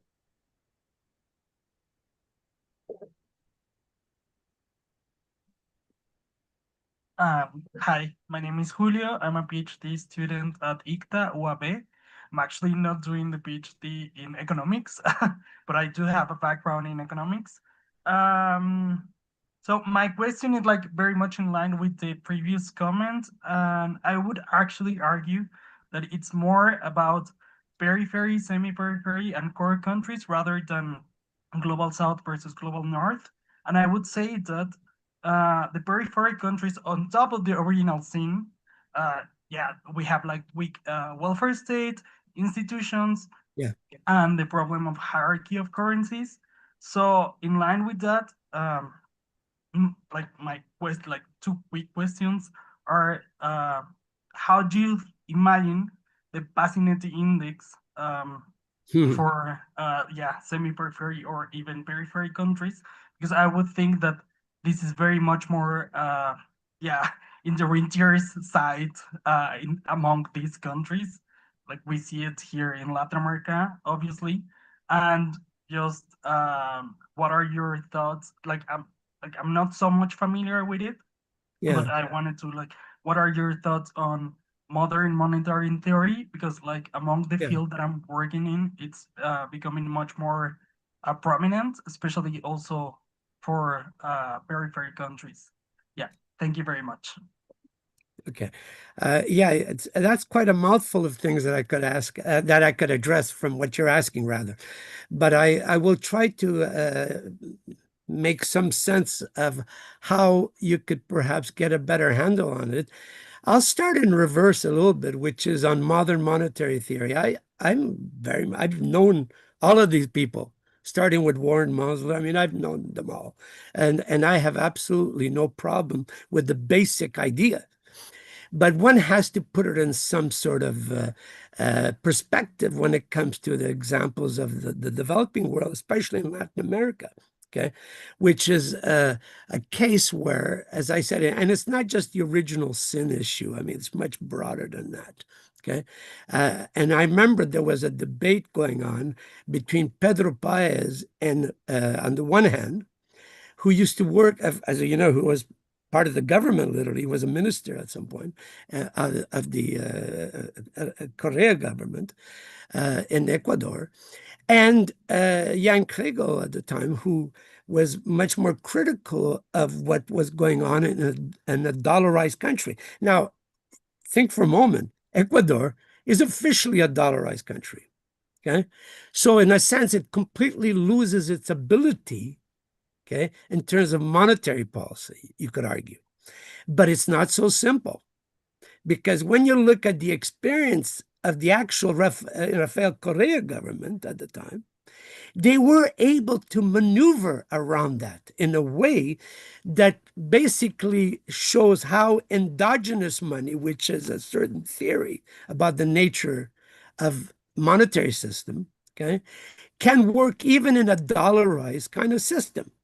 It did not prevent the government from pursuing a lot of the policies that they implemented, for instance, in the area of public investments and so on, even though they're officially dollarized. Now, to do so is to try to endogenize the funding that goes on, because at the end, when a bank, for instance, let's say a private commercial bank issues a loan, it is creating money, but it's in dollars, yes, but it's domestic funding nonetheless. Okay. So it's not, in a sense, you could argue, it's not so much what kind of regime is in place, but it's the way you're able to maneuver within a system that may have certain constraints, including original sin in the case of other countries of Latin America, and so on.